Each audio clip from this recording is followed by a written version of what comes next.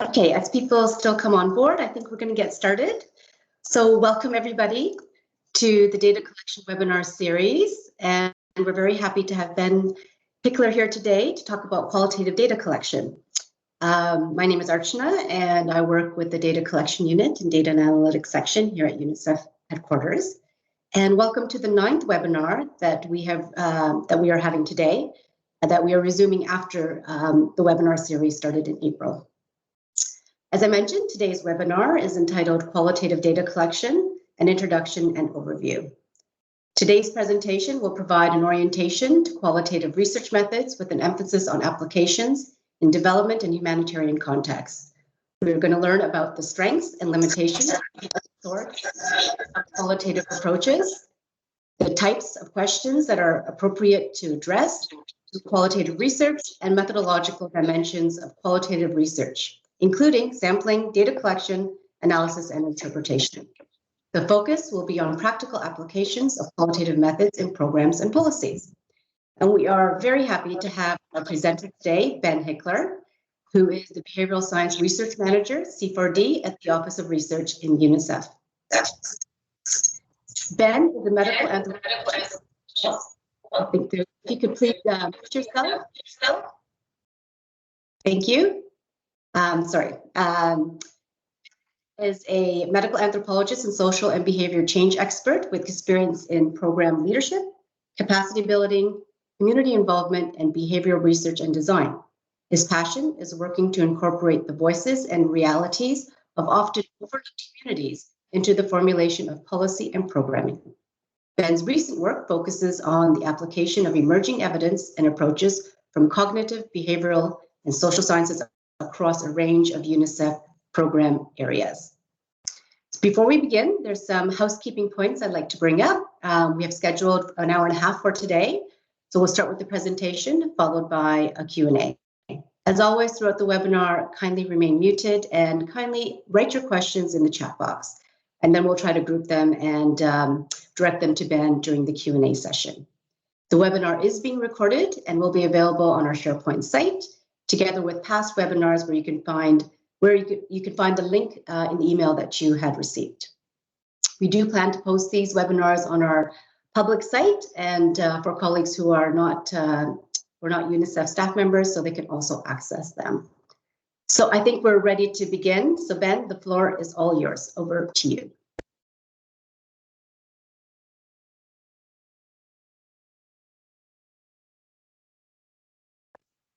Thanks so much, Archana. Hi, good morning, good afternoon, good evening, colleagues. I'm really delighted to be here. So the topic is qualitative methods, and it's turned out to be a difficult topic to try to cover in an hour because it's just such a vast and diverse terrain that we would need to cover, and at least if we want to get into any kind of depth. So I should acknowledge up front that I'm a medical anthropologist by training, so that's a form of social science, and this presentation might look different if you had a presentation on qualitative methods from, for example, a political scientist. So, with that caveat aside, hopefully we can get started.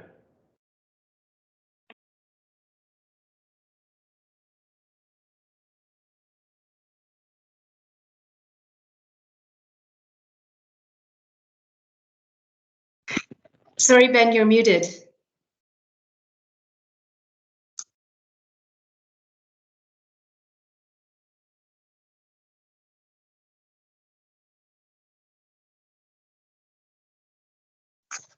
Sorry, Ben, you're still muted. I'm just trying to see what's going on here.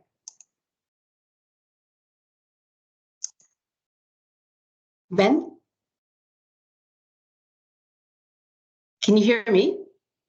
Yes, I can hear you. I think when I click through the slides, I use the space bar, which moves the slide forward, but it might also mute because that is a shortcut in a lot of apps for muting. So I'll avoid that. Okay, yeah, now we can hear you clearly. Thank you. Please go ahead. Okay, and the presentation is still shared? Okay. Yep, we'll just bring it back to presenter mode. Great. So I want to ground the whole conversation in UNICEF's program cycle and the kind of a familiar program cycle for anyone that works in development or humanitarian settings. Qualitative research is relevant at any one of these stages, whether it's the kind of formative research to inform your situation analysis for strategic planning, whether you're talking about implementation research to see, if an intervention is working as intended, if it's viable, sustainable, practical, attractive to end users, monitoring, evaluation, accountability, learning, reporting. All of these dimensions of the program cycle have elements where qualitative research can potentially be brought to bear.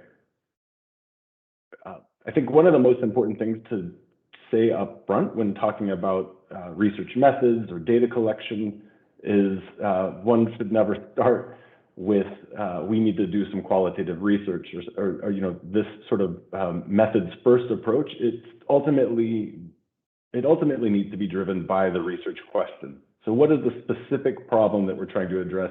What's the specific question that we need to answer, and will research help us get that answer? So assuming we have a nice and sharp research question, the next decisions flow from there.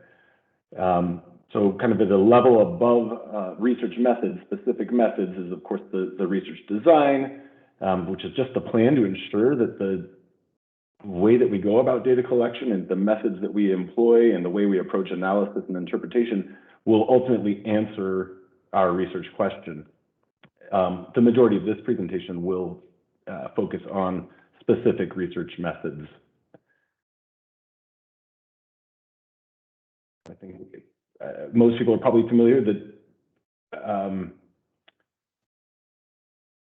while a conventional way of presenting this stuff, and I think I will have to do it at some point, is to talk about the differences between quantitative and qualitative methods and approaches. The most important distinction is whether you're using a fixed or a flexible design. The fixed designs typically are used for quantitative data collection. Most kind of well-done quantitative research requires a fixed design. It's often kind of a by-the-book, off-the-shelf approach. It tends to be theory-driven or deductive, operating from theories or models, a theory of change, and then you can go about and confirm or disprove your hypotheses or that particular theory. You need to have this all planned out in advance, not just your research design, but which variables you're going to focus on. You eventually need to get fixed instruments. The procedures need to be followed through, as in predefined manners, and you need to know what types of results you're going to expect in the end. Fixed designs are generally concerned with kind of populational aggregates, averages, group properties. You're not talking about individual experiences or exploring variation within a group. These are problematic terms, but because this is a 101 presentation, it tends to be more kind of detached and objective. Some examples, I think everyone's familiar with some of the experimental fixed designs like randomized controlled trials. There's also longitudinal studies and other types of approaches that require a fixed design, something that doesn't change over time in light of new information, in light of your research findings. A lot of qualitative research employs a flexible design. So that means that your design can evolve in light of new information. Without getting too deep into kind of different research traditions, a lot of qualitative research allows you to work in an inductive fashion, so kind of develop your hypotheses and develop your theory based on the emerging themes, the emerging data, the emerging findings that are generated in the course of your research. The focus of the research can actually kind of shift or expand over time. The researcher is actually an important instrument of the data collection, and there's an emphasis on trying to foreground the views of your research subjects or your participants. Some examples are implementation research, formative research, and I mean, most of the research that we'll talk about in today's webinar would employ flexible research design. Probably ought not walk through all of this, but this is a kind of a simplified comparison between qualitative and quantitative approaches. You know, like if you're stepping back a bit, the overall framework for quantitative work tends to be that you're seeking to confirm or disprove hypotheses about phenomenon, whereas a qualitative approach would seek to explore phenomena. The instruments in the quantitative approach are usually more rigid. There's also kind of mechanical criteria usually for categorizing responses to questions and coding them in a numerical fashion, whereas a qualitative approach you can use semi-structured or flexible instruments. There's a more iterative style of eliciting and categorizing your data. Quantitative approaches, at least in the social sciences, would use more kind of structured methods like questionnaires or survey instruments or highly structured observation, whereas a qualitative approach allows you to use semi-structured methods such as in-depth interviews, focus group discussions, participatory approaches or participant observation, which are some of the methods that we'll talk about a bit later in this webinar. They have different analytical objectives. A quantitative approach in general, you want to quantify and describe that variation. Well, you want to describe variation in quantitative terms. You know, ideally, for a lot of quantitative research, you're trying to predict causal relationships or at least quantify correlation. And you're really trying to describe characteristics at an aggregate or population level, as I said. Whereas for qualitative approaches, it's more descriptive and textured. You're trying to describe that variation. You can explore deviance, if you will. You can explore different points of view in your overall data set. You want to describe and explain relationships, describe experiences, perspectives, what people think other people think. And things like social norms. Again, I think some of this is a bit of an oversimplification, but it's helpful to have these distinctions. A quantitative question format would tend to be closed-ended, though there are ways, I think, to do quantitative work with somewhat open-ended questions and approach to coding that kind of data. Whereas qualitative question formats can tend to be more open-ended and allow for you know, pursuing unexpected insights or emerging themes and you know, pursue those little surprises that can pop up in the course of research. For quantitative, I mean, it's probably redundant to say that the data format for quantitative research is numerical, even if the data is collected in kind of a text format. It tends to get coded in numerical responses using different kinds of scales, kinds of techniques, whereas qualitative research usually works with textual data, though there are ways to do it even with images and non-textual data. But most of the time, even if the data collection uses new technology like digital recording and things like this, it tends to get coded as textual information, and that's the raw data that gets then analyzed and interpreted to inform the kind of final results. Again, Ben, different ones of Ben, can you hear me? Sorry to interrupt. We've just had a comment that if you could speak more clearly or use the mic a little bit closer, people are having troubles hearing you. Oh my goodness. I have a feeling the mic disconnected, which means I need to change my input. I'm sorry about that. I can hear you pretty clearly, but we've just had one request for somebody to just get closer to the mic, maybe. I mean, this is the mic here in my head. It is. Oh, I see. Okay. are supposed to be. So hopefully, I heard someone say something. Yeah, I don't. It looks like it's using this microphone, so that is the best I have. Okay. There's no way to get closer to it. Hopefully, it's bearable. Thank you. Thank you for trying. Okay, please continue. Sorry for the interruption. Oh, and I apologize for the tech trouble. All right, I'm trying to get back to the shared screen. I don't know where it is.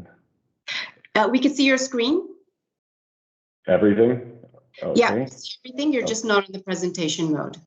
Okay, then let's go back to that and then somehow get rid of this, whatever this is. What is this? Okay. Just gonna whip through to get to where we were. I think it's useful to touch on some of the traditions, but to not go too deep into it. There are a lot of the commonly used qualitative approaches come from different kind of disciplinary and sometimes even philosophical traditions, and it shapes, how your researchers approach everything from data collection to analysis and interpretation. A very commonly used approach for certain kinds of qualitative research is grounded theory, where you actually develop your theory or your models, your hypotheses as emergent from the data, so an inductive approach. There's, of course, this long tradition in disciplines like anthropology of participant observation, where you really immerse yourself in a local context, among a group, or within an organization to understand local dynamics, local social dynamics, cultural dynamics. There's a whole field of action research where the objective is not to produce formal findings or a study, but really to link it to interventions and iteratively and co-design and enact the change that you want to see in the world based on your collaborative generation of data and insights, and even framing of questions collaboratively with your participants. And there's a whole field of phenomenological research, which has now become kind of vibrant. It has roots in philosophy, but now you see it in things like consumer journey research, but you're basically trying to get at people's subjective experiences. And so you'll use a lot of things like key informant interviews or in-depth interviews. And then there's a whole tradition of narrative research, which tends to look at social life as a kind of through textual artifacts. Very quickly, can just talk a little bit about kind of at a superficial or broad level, some of the advantages and disadvantages of qualitative research. The advantages, of course, are its flexibility, that you can pursue new research questions in light of some of the findings as you generate them. Not all of this needs to be decided in your research design beforehand.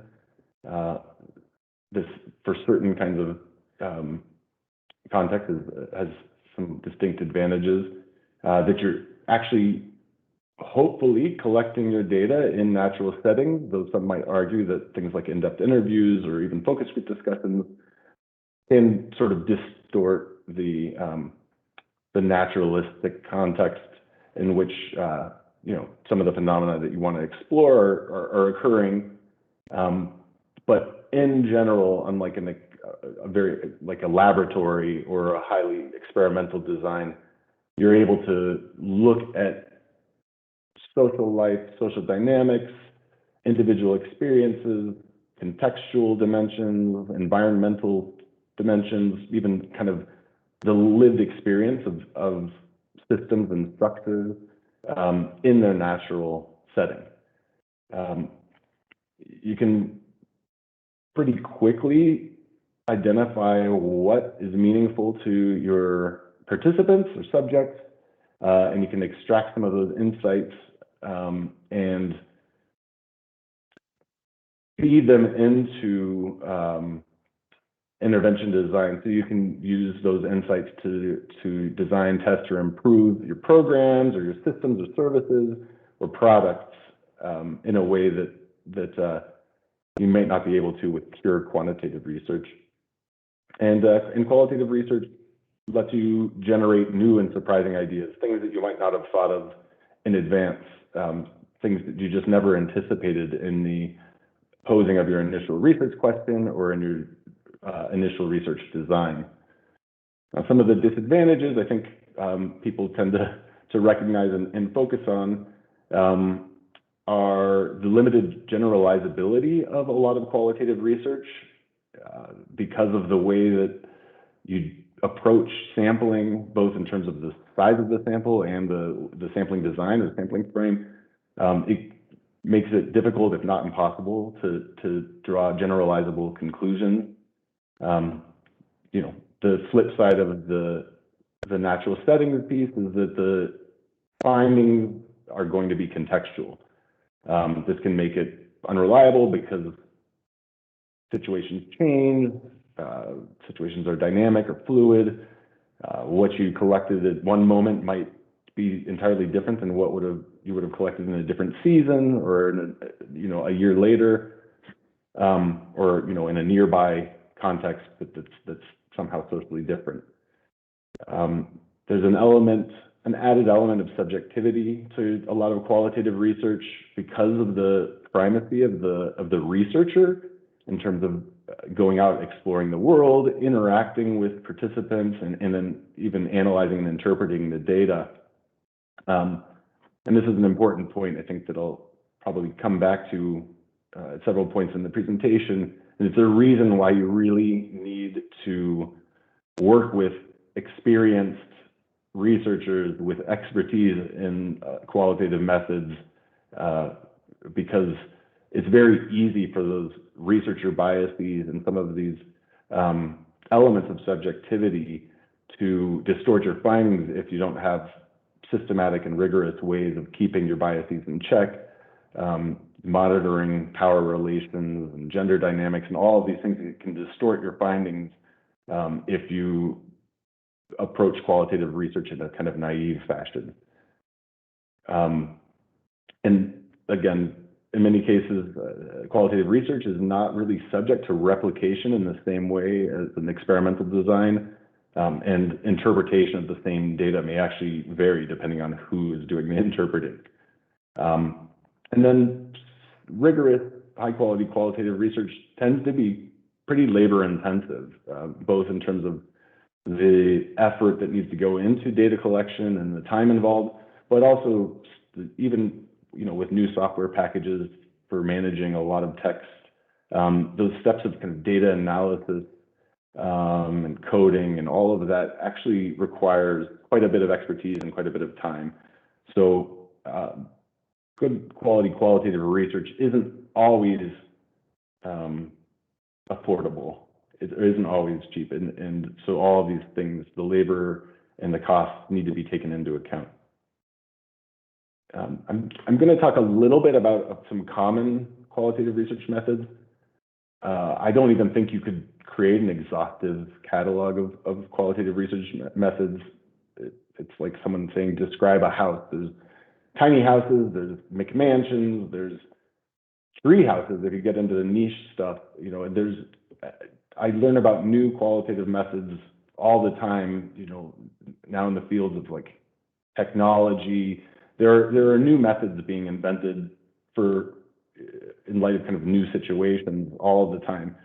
But these are some of the most common and some of the methods that I see most commonly at UNICEF and in the kind of development and humanitarian space. I think everyone is probably familiar with in-depth interviews or key informant interviews. It's a very widely used data collection method. Usually, I would say the most common approach is semi-structured interviews. So it is possible to do very barely structured or unstructured interviews.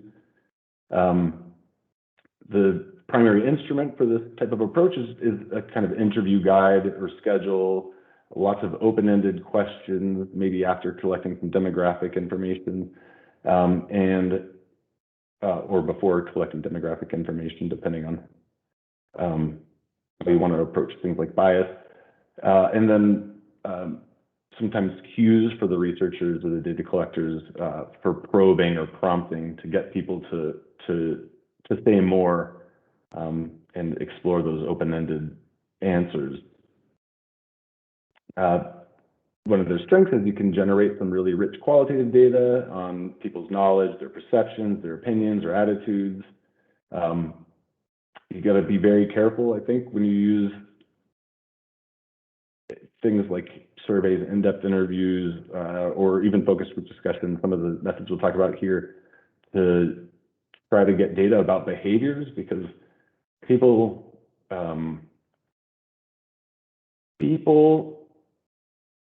don't always, one, know why they do what they do, and people often overestimate or underestimate some of their behaviors. So asking people what they do is an indirect and can be a problematic way to collect information about their behaviors. But there are techniques to manage these, some of these biases. These interviews can be used for a range of purposes, including testing of quantitative instruments or the development of other survey or research instruments. There's a form of cognitive testing that pretty much takes the form of an in-depth interview, looking at how people understand some of the instruments you might use in a quantitative research study. And just to touch on sampling a little bit in the recruitment of participants, so that could be a webinar just in and of itself. The most common methods are either convenient sampling, where you're maybe in a location and you just try to capture the people who are willing to participate. But more commonly, you might use purposive sampling, where you're picking specific interviewees for specific reasons to get their particular perspectives or expertise. You could also use snowball sampling, where people recommend other people to talk to. You can look for maximum variation, where you're really trying to get a lot of different points of view, or typical case, where you look for exemplars of a specific type of participant. Expertise, so you could be targeting folks for their specific types of expertise or disciplinary background. So that's not even exhaustive, but these are some of the sampling considerations when using in-depth interviews. The data that you generate really can provide some powerful explanatory evidence into questions about why. So of course, be careful about asking people why they do what they do, and how things happen, how people perceive things. The strength, very quickly, flexible and adaptable. You can modify your lines of inquiry based on what people tell you. You can develop new hypotheses. You can generate some real kind of textured, in-depth information regarding how people interpret or think or feel about other people, situations, events. Some of the weaknesses are biases on both sides. People telling you what you want to hear. An interviewer or a researcher who's not tuned into how their, for example, gender or way of dressing, or demographic background or socioeconomic status influences the dynamics and the kind of even the data that's generated over the course of in-depth interviews. It can be a lot of work to analyze the data that comes out of open-ended interviews. The interviews themselves are time-consuming and can be potentially expensive because of the need. If you're working with a research team, you really need high-quality trained researchers, or you need to invest a lot into training up your research team, because of some of these issues with bias, etc. It's, again, like with a lot of qualitative research, it can be challenging to compare and validate your interview findings. and the results are difficult to generalize. Another really commonly used method that should be approached with caution, but because it's commonly used, I think, for a reason, is focus group discussions, where you basically use a similar type of instrument as you would for an in-depth interview, but you do it in a group context with a lot of people. You try to elicit responses, but also get participants to interact with one another and bounce ideas around.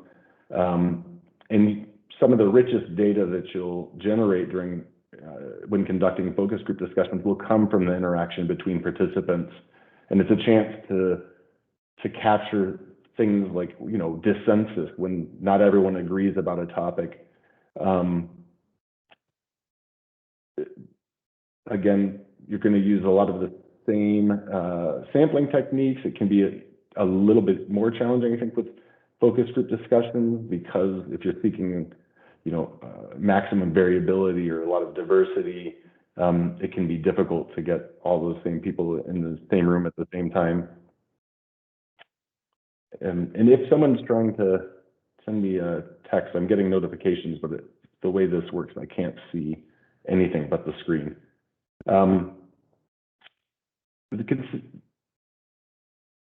Well, I think it is worth talking, when you're talking about focus group discussion, to acknowledge some of the risks. I think I can cover it here in this slide.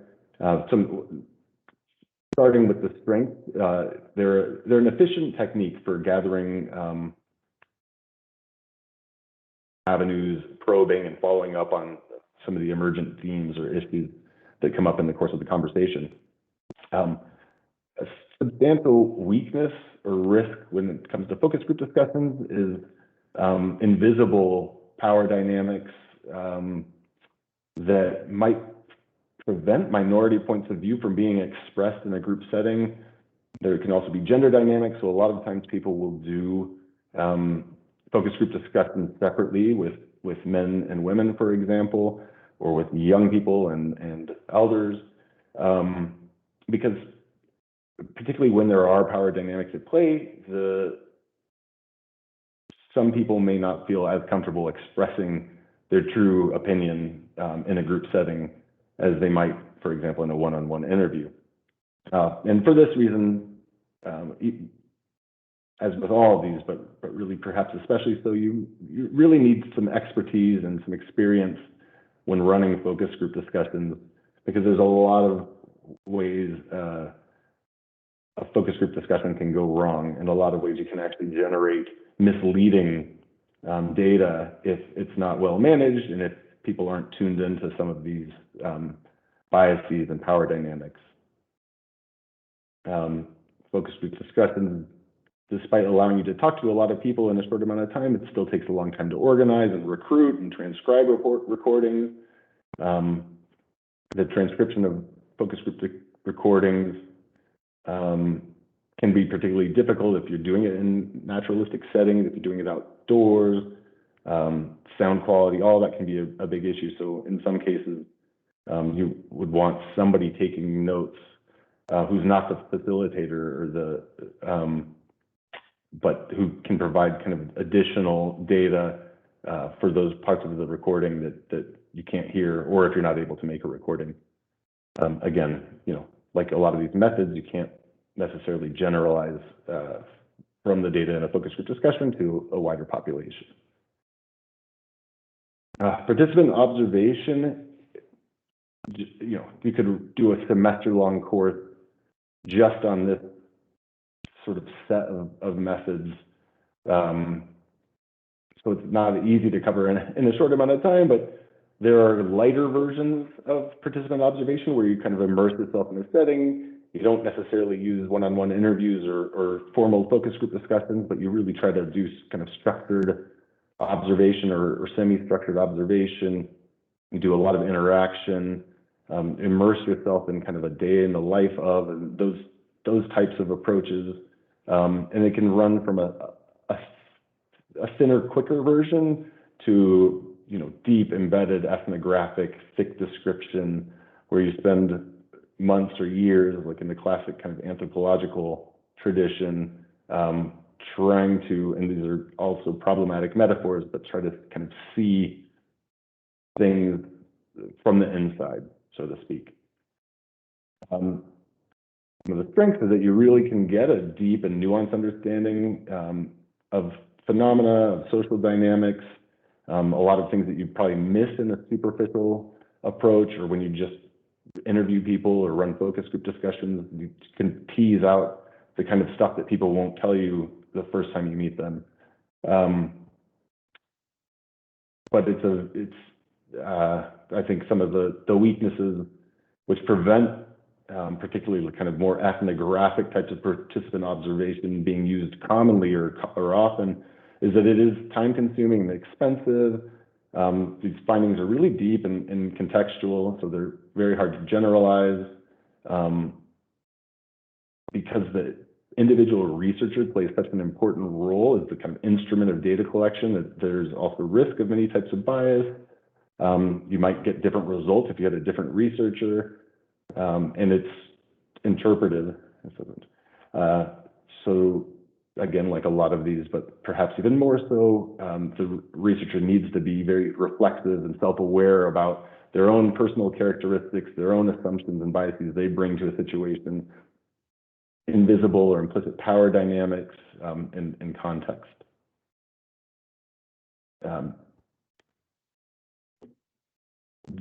So participatory action research kind of has a long tradition, in particularly in development settings. It's probably not relevant at all parts of the program cycle that I laid out at the very beginning of the webinar, but it is commonly used in terms of social science within UNICEF, and it's being not only in development in kind of rural settings, which is where it came from, but now more and more in humanitarian action, and even like urban environments.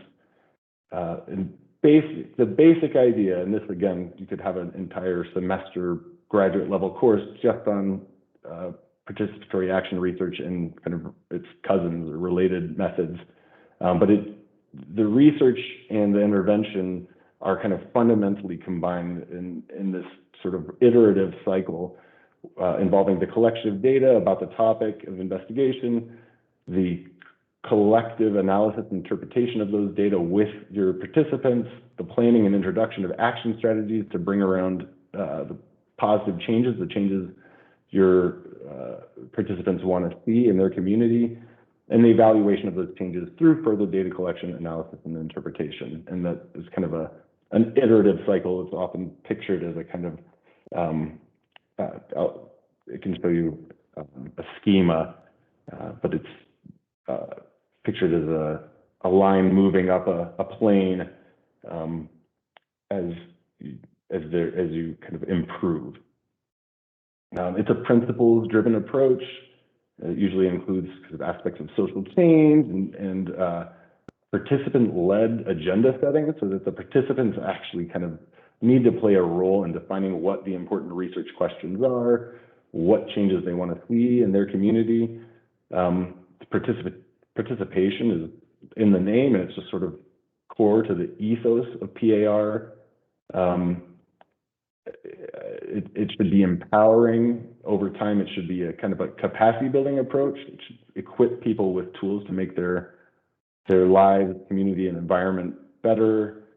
And it's collaboratory by its nature. So from the beginning through the end, at each stage of the cycle, there's no point where the researcher just goes off and does the work on their own. And this kind of tools or methods that are used in participatory action research tend to push us beyond the conventional tools of key informant interviews or in-depth interviews and focus group discussions. And people do things like give people cameras and let them make voice recordings and talk about, taking pictures in their community or in their environment and what the significance of those photos is, or participatory video, where people are leading the production of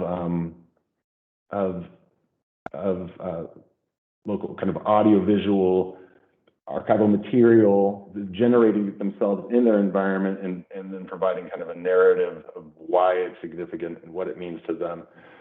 Transect walks, where you outline a plane and walk with a participant, and they can talk about what's significant in that walk, what the kind of cultural or social meaning of certain things is. Anyway, it's impossible to give an exhaustive catalog of all of the potential tools or research methods that you can use in PAR. And a cousin of participatory action research that has, I think, a more generalizable relevance in the program cycle or most project cycles is what people call now kind of human-centered design or design research, which just gives you an expanded set of tools, primarily qualitative methods, but you can use it in an institutional context. You can use it with frontline health workers. It's still about collaboration and co-creation, but it's these types of approaches, I think, can be used in a lot more settings than conventional PAR. And yeah, there's a link here if people want to check out one effort that UNICEF has used to apply human-centered design approaches and design research approaches to issues related to primary health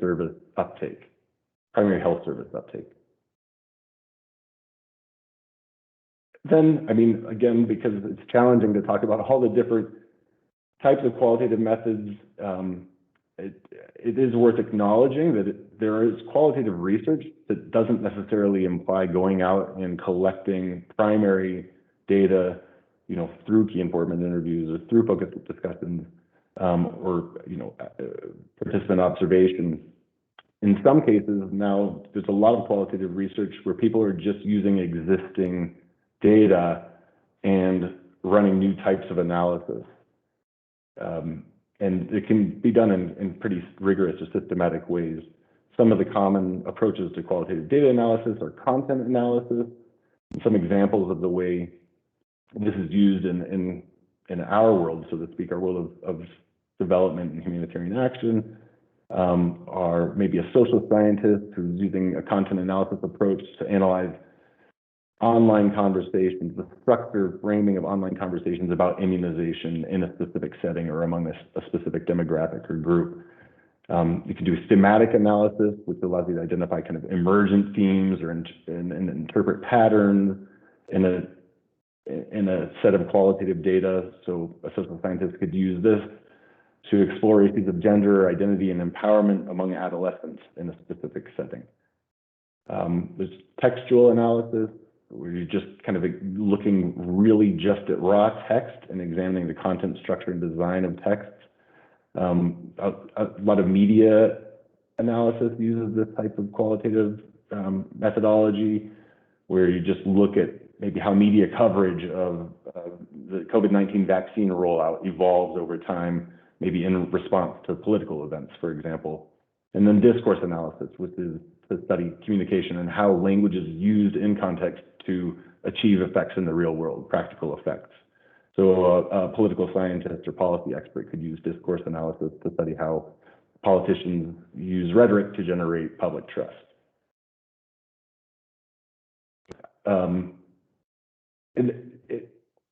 My background is in social science, but I think like a lot of researchers and a lot of social scientists these days, there's a real desire to see more mixed method work. So even though this presentation is talking about qualitative methods, we have to acknowledge that a lot of the best research that we're doing in UNICEF and a lot of the best research that partners are doing, governments are doing,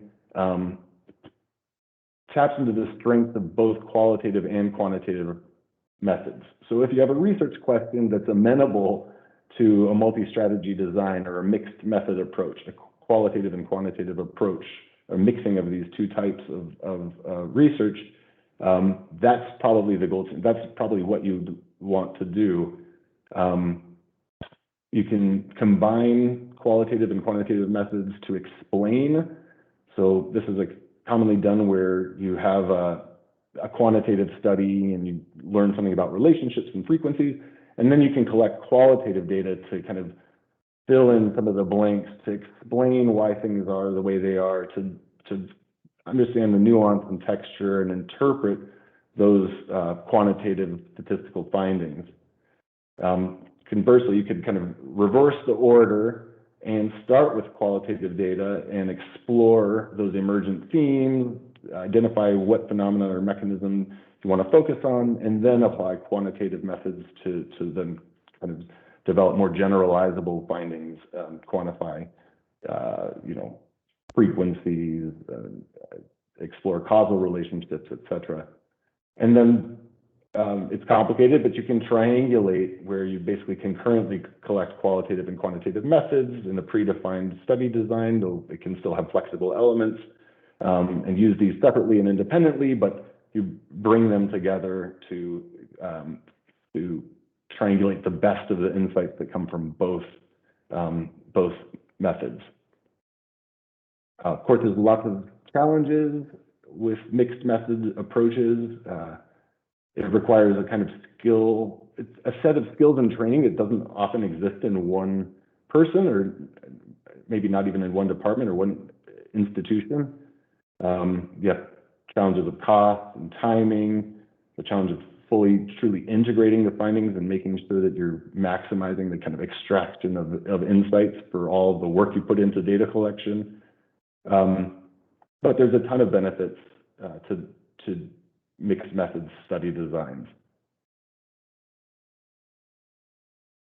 All right, I'm getting close to the end here. I just think it is worth just talking a little bit about some of the common mistakes you'll see in qualitative research design and methods. Sort of at a high level, some of the mistakes you might see are people commissioning research without thinking in advance about the generalizability of the findings, especially if you want to use the findings from a qualitative study to influence policymakers at a kind of at a macro level, at a national or subnational level, or supranational level. A common and really problematic trend you might see in some qualitative research is presenting the qualitative findings as frequencies. So kind of quasi-statistical presentation of findings that, by the way that you've done your sampling and your study design, is just fundamentally misleading, and it just ought not to be presented in that way, because it misleadingly implies that there are kind of statistical relationships that just aren't there. We need to think in advance about, because you can't talk to everyone, who's left out from kind of every stage of research. So who's left out of the decisions about the research question? Who's left out about the decisions about study design? Who's left out in the selection of methods? And then, of course, who's left out as participants? Whose voice isn't heard? And what are the implications when you talk to some people, but you can't talk to everybody? This is linked, I think, to this sort of paramount issue of ethics. Again, could have a graduate level year-long course just on research ethics. So we can't really do much but scratch the surface in a forum like this. But we really, really need to think about some of the principles of doing no harm, et cetera, but also ideas of agency, ownership, when you're collecting people's points of view and you're using that data to make a difference in the world, making sure that your motives and your agenda is actually aligned with the people that you're trying to serve and the people that you're working with the communities who make up your subjects when it comes to research. And I have links at the end of this deck that related to UNICEF's procedures on ethics and a bunch of different kind of resources for folks who are thinking about the ethical dimensions or considerations in their research. Not giving enough consideration to the timing and budget or the potential impacts of external events on your research, not doing a thorough review of what evidence already exists before going out and trying to collect new data or new information. We could save ourselves a lot of time and pain if we always did a thorough stock taking of what we already know before going out and trying to learn things again. Not reflecting sufficiently on these issues I've tried to flag about gender dynamics and power relations and biases.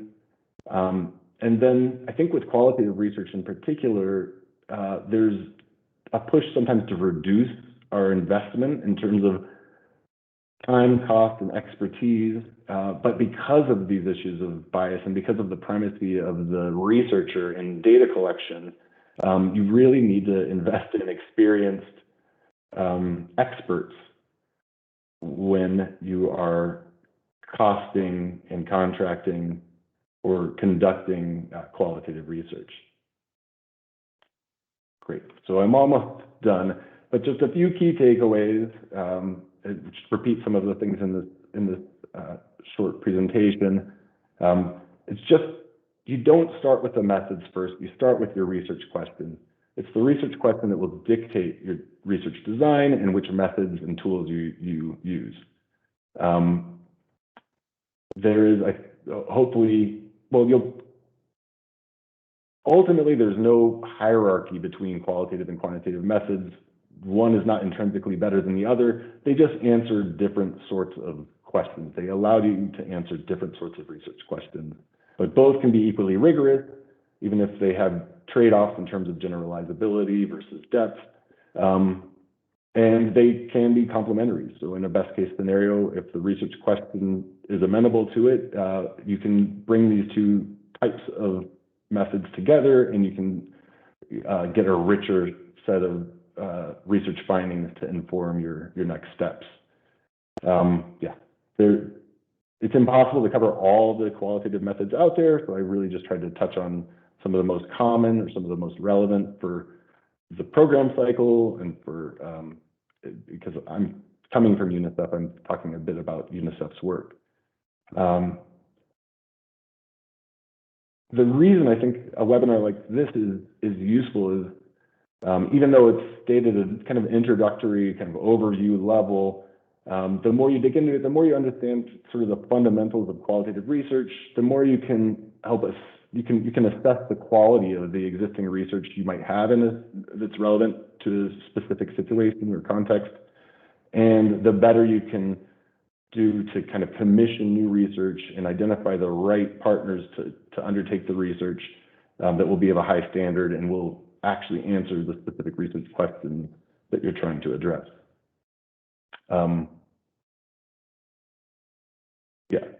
And sort of to reiterate the last point on the last slide, because there are some risks and limitations of qualitative research, you really need to work with experienced experts to undertake high quality qualitative research. So here's just some links at the end of the deck, and I think Archana and colleagues from DAPM will likely circulate some version of this deck, and maybe it'll sit somewhere after this webinar, but hopefully some of these resources will be useful to folks who kind of want to double click and drill down and look at specific things that were covered in this introduction and overview. Thank you very much, and I will stop presenting. Thank you so much, Ben. You did a wonderful job of providing an overview, as you said in your introduction, of the various and maybe some of the most used qualitative data collection methods for UNICEF. We gave you an impossible task to do a very broad topic in such a short time, and I think you did a fantastic job of providing that type of overview for us. So please go ahead and insert your questions in the chat box. But while you're doing that, maybe I could start off. I think you covered a huge range of issues that we can go into more in depth with, but maybe I can give the first question to be a more overall subject. So UNICEF, as you said, does use a lot of qualitative methods. Maybe, and I think you did obviously say what some of the challenges were, but what do you see in your work and in UNICEF's work in some of the pitfalls of not only in terms of engaging in the qualitative, but also in the implementation of it, and then of course, and how we use that data. So perhaps we could start with a more of a generalized question on that. Over to you. Thank you. Yeah, it's a great question, and it's a big question. So forgive me if I jump around a little bit. I think, but you touch on an important point that maybe I didn't hit on enough in that formal presentation, which is not only do your methods need to be determined by your research question, of course. So one of the most common pitfalls is using qualitative methods to answer a research question that really can't be answered unless you use mixed methods or a quantitative approach. So make sure that your methods match your question. But something that you said is, I think, really important and related, which is how are you going to use the findings? So if you're going to use the findings to advocate with government to shift their policy or make, some kind of structural transformation or intervention, they're going to want generalizable data. So you have to kind of think about what types of methods are going to generate the types of data that, for example, a government counterpart is going to need to advocate with the Ministry of Finance to shift the way that money is being invested, or make a shift in the way services are delivered in a health system. Those types of changes, it's not that qualitative research isn't a powerful tool for making that case, but it's usually not enough. You're probably going to need some type of quantitative data, some kind of, you're going to need to use a mix of methods probably to make a powerful advocacy case for a policy shift or a significant investment in a new way of doing things. And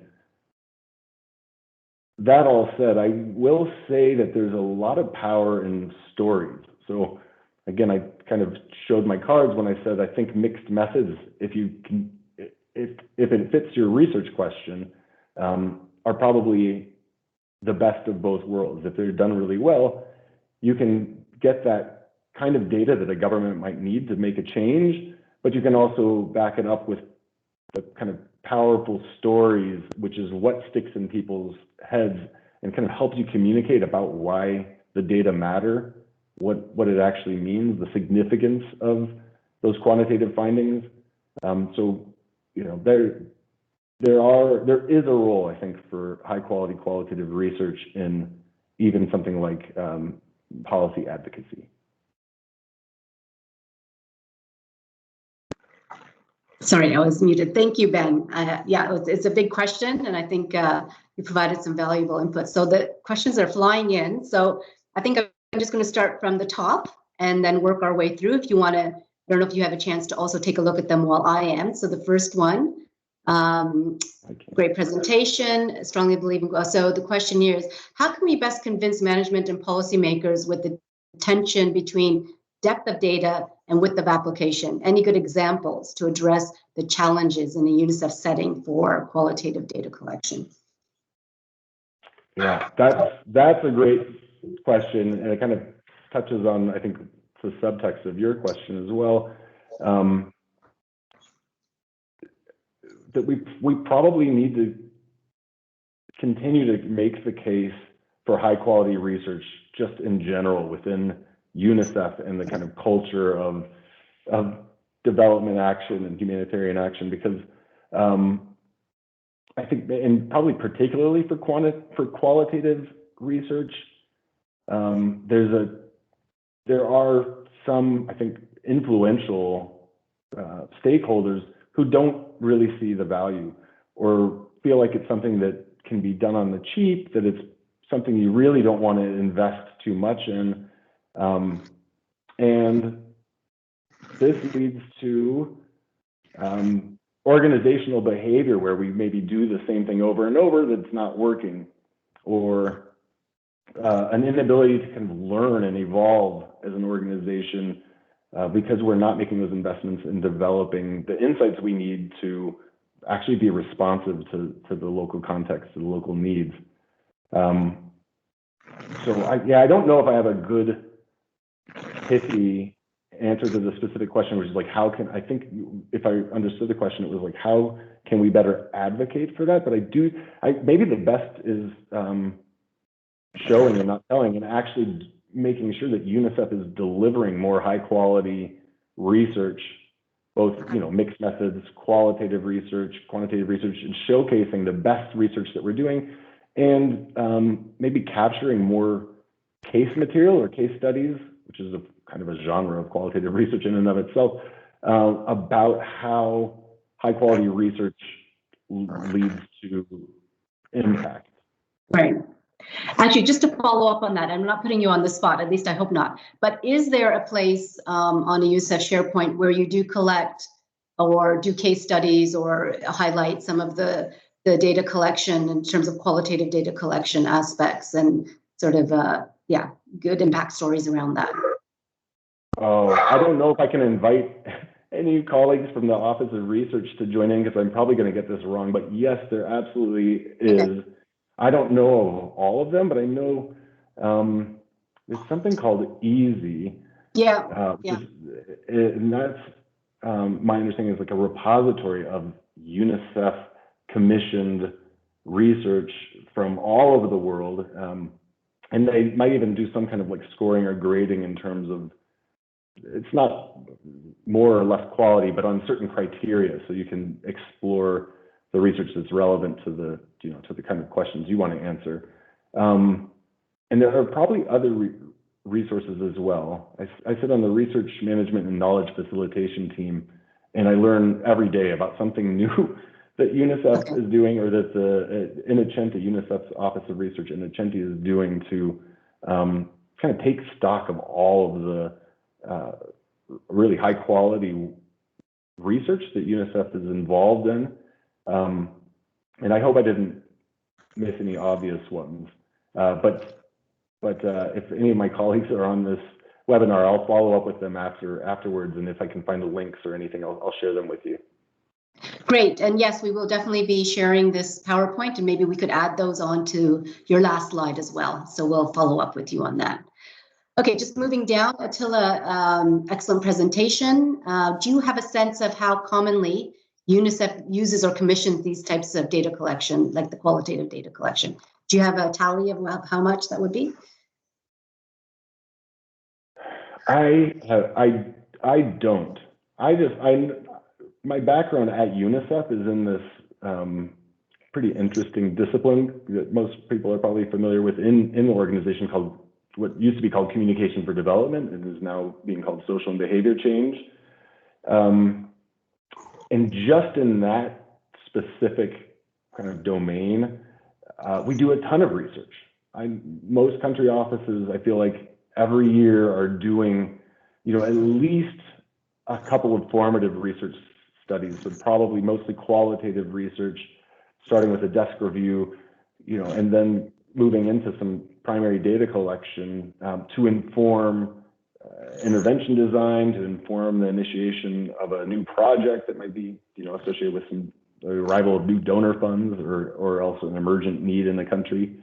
I feel like we're doing this research all the time, and I have again, there is a colleague at Indepth who I think was trying to do a little bit of like quantifying how much the organization spends on research, and it was very, very difficult.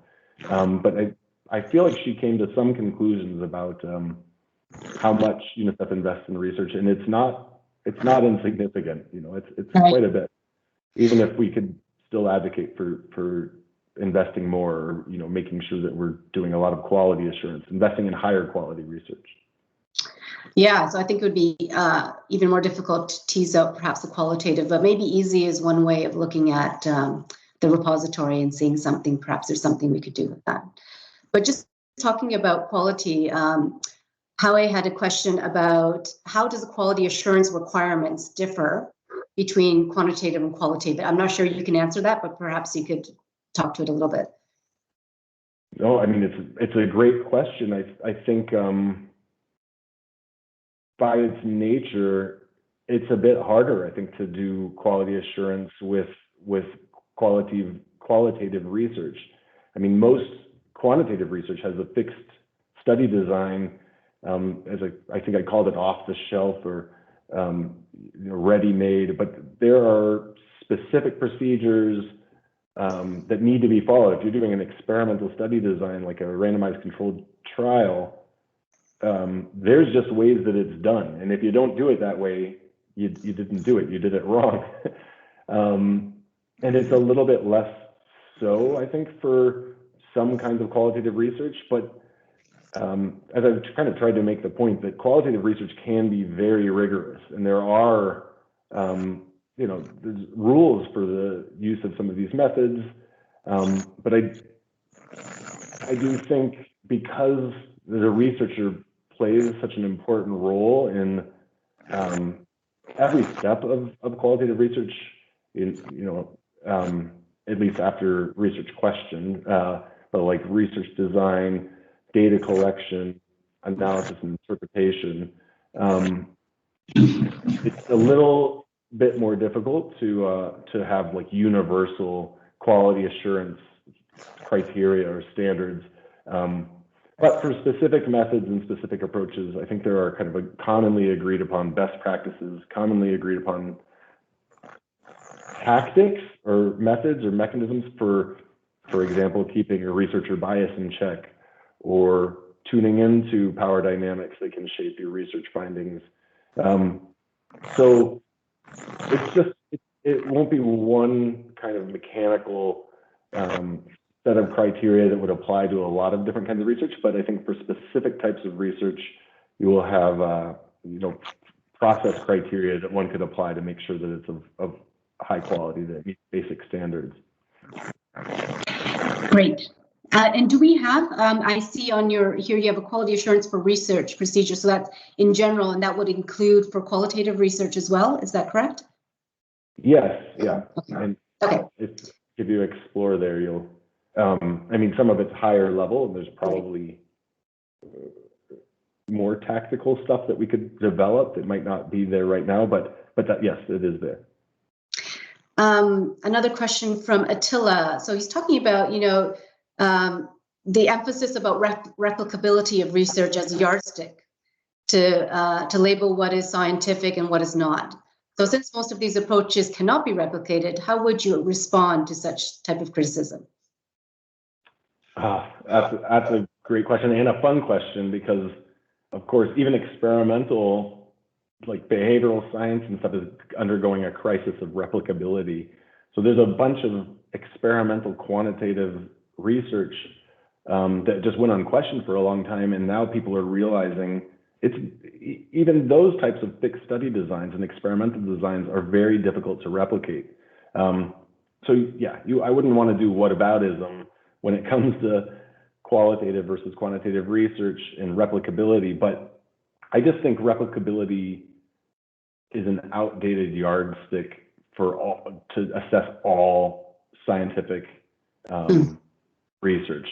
I think that there are types of knowledge production that just aren't amenable to replicability, but are absolutely essential to functioning as an evidence-driven organization or as evidence-driven professionals. And just to follow up with that, I'll get to Peter's in a message, but Tahir has asked, how the reliability of qualitative data collection is ensured in the face of generalization. So it's sort of in the same vein. Yeah. I mean, this was a hard presentation to do because you could get into so much nitty-gritty about this stuff, but some of those methods, even methods that people consider maybe quick and dirty a little bit, light and fast, like human-centered design, actually uses a lot of rigorous processes to make sure that you're keeping bias in check. Likewise, some of the data analysis, qualitative data analysis approaches that I was touching upon, there's a lot of best practices that are generally always going to be followed if you're doing any meaningful, like decent qualitative research in terms of like intercoder reliability. So making sure that you have at least two people coding the data independently and then checking to see that they're coding it in the same way until you get to a point where they're consistently coding that data in the same way. So there's all these kind of little kind of practical, tactical methods for ensuring that you're not just making stuff up, that it isn't just the researcher's point of view or opinion that's expressed in the final interpretation and the final results. But it isn't easy in a short amount of time to just talk about like one way of doing it, because it's different research methods have different kind of criteria for doing it in a high quality way. Right. Okay. Thank you. Peter's asking that one challenge that they have is with flexible research design is that the procurement process is rather rigid and does not really allow for changing methods as we go. Any suggestions on how to handle qualitative research message in the RFP process? Another great UNICEF specific question. Right, it is. UNICEF has a lot of, just by the nature of the way that we approach procurement, and we do it for really good reasons, has some limitations. So I think it's a really good question. I think it can be done within reason to some degree by building in language in your RFP in the terms of reference for the research that allows for the researchers to explore the discovery of new information, to pursue additional themes that emerge over the course of the research. But if it has significant cost implications, this openness to explore emergent themes or surprises, it's going to be difficult to do it without thinking about things like contract amendments. And so it's a great question, but I think as much as possible, if you're doing a really flexible, exploratory, qualitative research, build that kind of language in and actually budget for it, because there will be surprises. There's going to be surprising themes that emerge from the data during the course of data collection that you're going to want to pursue. So if you don't kind of build it in, that flexibility into the RFP process in the terms of reference that govern the research, then you might end up leaving avenues unexplored that you really ought to have been able to pursue, or have to deal with going back and trying to amend your contract, which is never fun. Right. Yeah, there's the issues around that for sure within the UNICEF context. Here's a question about a specific example. If you could provide a specific example of a research where qualitative research complements the quantitative. So if can you give a concrete example, perhaps from UNICEF, that combine the two? I mean, I don't know if it's a great idea to call out specific research studies from country offices, in a big forum like this, but we recently completed this annual review of that exercise called Best of UNICEF Research. And I'd say several of the best submissions, particularly in the kind of like social behavior change space, were mixed methods studies. And as I presented in the slide, some did it where there was an exploratory phase of the research, which was more flexible and more qualitative, where you figured out like what are the right questions to be asking when we get to the quantitative stage, so that kind of exploratory phase fed into the more rigorous fixed quantitative study that followed. But then there were also really nice examples from UNICEF country offices of taking a quantitative survey, for example, where you do have, it's statistically representative. They've done all this kind of rigorous approach to sampling to make sure you have a national snapshot of, for example, knowledge, attitudes, and beliefs. But then they'll use qualitative methods like key informant interviews and focus group discussions to flesh out those kind of dimensions of meaning and texture and nuance that you can explore through qualitative research. So really kind of enriched the quantitative data set by following it with some qualitative research to answer kind of like the whys and the hows, the kind of questions you're just not going to get from quantitative data. Yeah, I think also just thinking back to some of the question that we asked about, well, how many sort of these types of qualitative research is happening, but how much of these mixed research is happening, and the impact of that as well would be really useful to know and have some of those examples. So I think that's an important aspect. Here's a question about sort of when analysis is presented using qualitative methods, and they're asking that they get these reports and it's summarized using either the focus group discussions or key informant interviews. They find it difficult to identify what the key areas of focus are. So I guess what they're asking is, what is a way to use qualitative research findings to identify key areas of focus, and how to rank those findings? Is that even possible, or is that something that can be done, and how to do that? So it's a very it's a good question. I'm not sure I understand it perfectly, but I'll try to give my 2 cents or my initial reaction when I hear the question. And I think the short answer for me would be it depends a little bit, because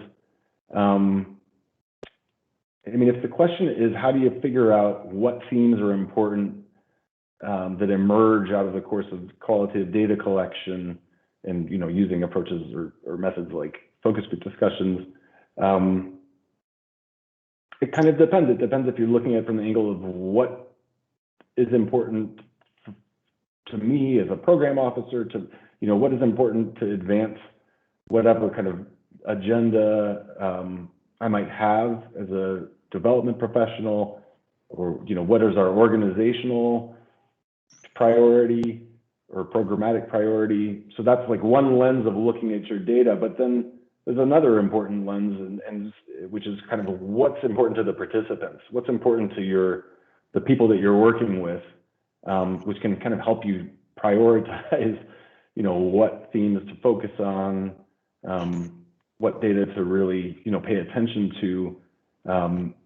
And I think if they converge, then that's something to celebrate. And if they diverge, then that's something to dig into too. If you have a very different agenda, if the themes that you won't feel like need to be prioritized that emerge from your data are very different from what the kind of questions you want to ask, the things you're focusing on are different from what your participants and your community members or the frontline workers or whoever it is that you're working with, what they think is important, then you probably want to take a moment to reflect on why there's that divergence between priorities.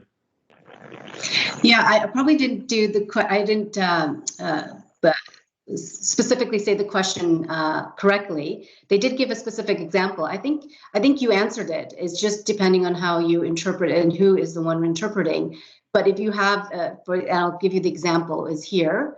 Sorry. So, yeah, there was a study on child early and forced marriages, and they learned that poverty and social norms are the reasons, but did not get fair amount of information as to what is the key reason, as both may be interlinked as well. So they wanted more information. So I think that's what you alluded to in your answer anyways.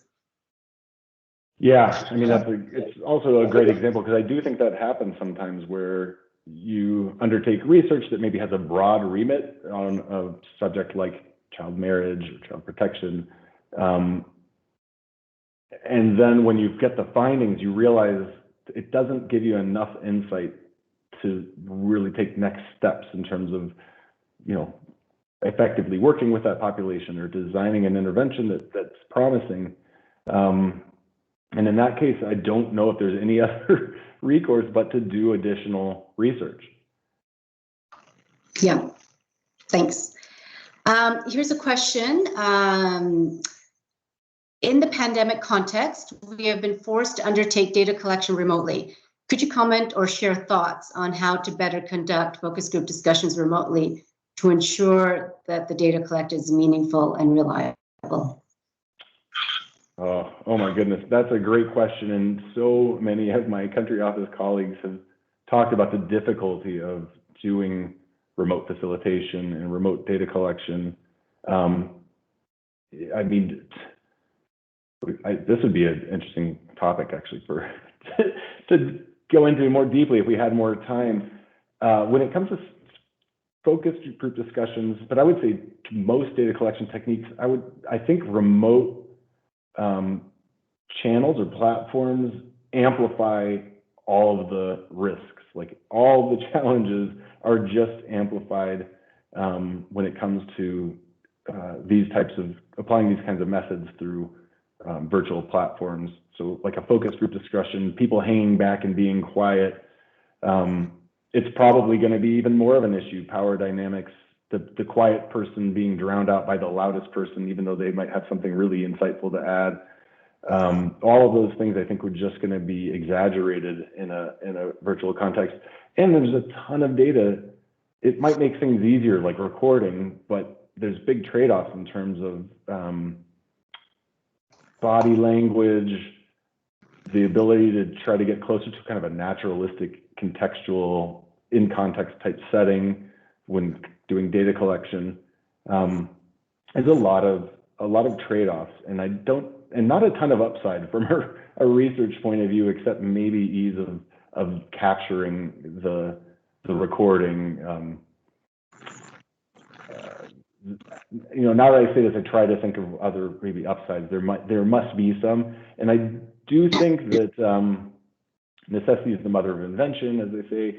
I think our country office colleagues and other partners are innovating because they, out of necessity, they're finding new ways to overcome these kinds of challenges. And it's worth doing some stock taking and updating our methods in light of what we've learned in this really difficult and kind of unique year plus. Are there any sort of new methods or adaptations that come to mind? I don't know, nothing that I know of that you would call it a new method. I have colleagues who've done things like design research, so applying UNICEF's human-centered design approach to promoting demand for health services and immunization uptake. They've successfully pivoted to online facilitation and doing a very similar process using virtual tools. And I think they've learned a lot. They've learned a lot about what is more effective, what doesn't work, what needs to really be kind of redesigned or rethought, re-engineered because of the constraints of the medium. But I don't know of, and it may be out there, but like systematic attempts to capture those learnings, or and I don't know of like an invention of entirely new methodologies for that's relevant for our work. Of course, there's qualitative methods like user experience design research and things that are used by tech companies and things that may be relevant, but it's not my area of expertise. But maybe if we could do like an advanced webinar, advanced course, we could go out and find people to talk about some of these new and innovative data collection methods. That leads me right to the next question. Any recommendations for software on qualitative data analysis? Yeah, yes and no. I usually try not to be partisan, like I try to be agnostic about the software, because the software does nothing for you except helps you manage your data. It won't help you interpret it.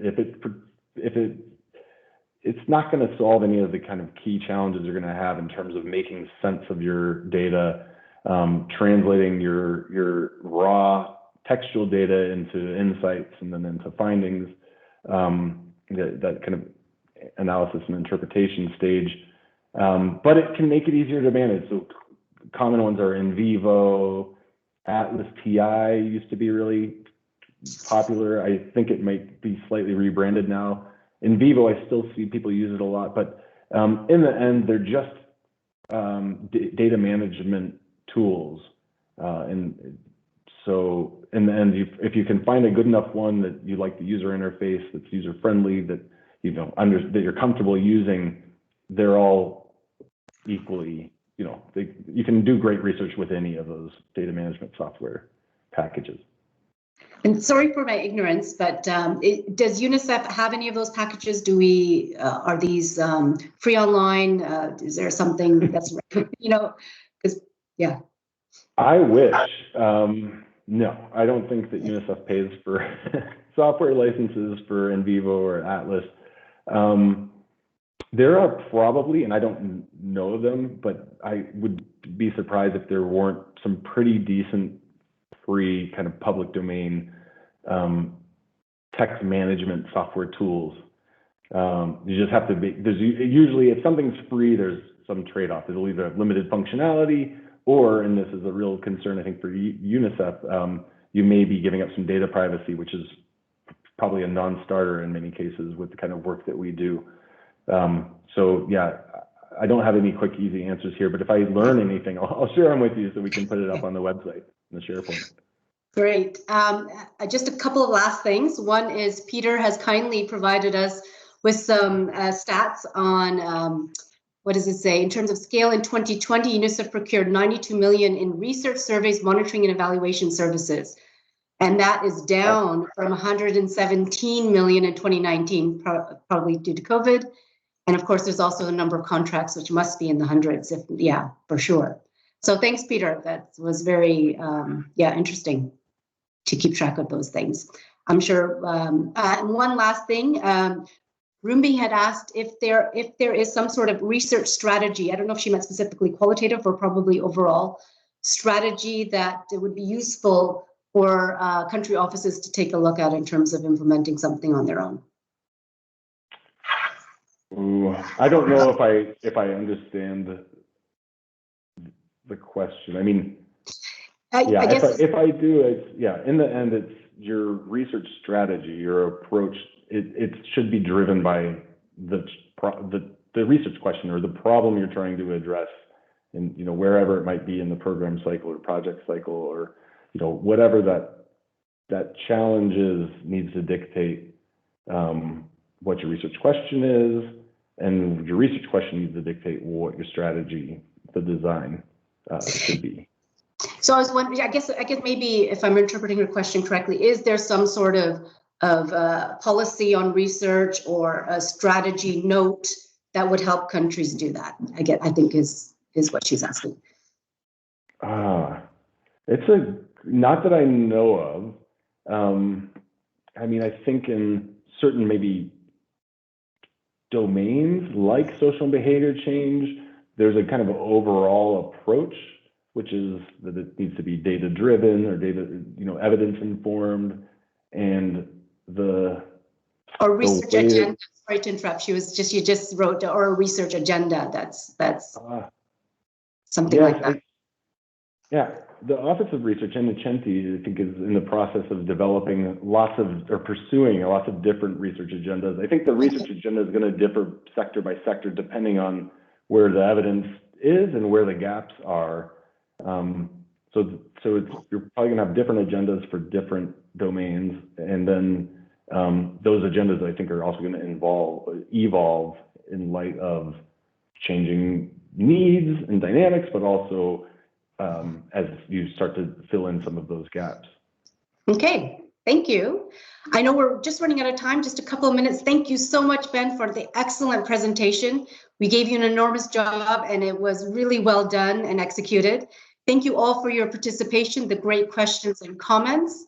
I'd like to remind you that next week is our last of this set of webinars, and it's going to be on ethics and remote survey data collection. And it'll be in a panel format with Ava Quintina as the facilitator, Gabrielle Berman, Tatiana, Tom, and Javier will be the panel members. So we hope you'll be able to join us next week at the same time. Thank you again, Ben, and thank you to all the participants. It's been an excellent session. Thank you all. Have a good afternoon and evening, everybody. Thank you so much.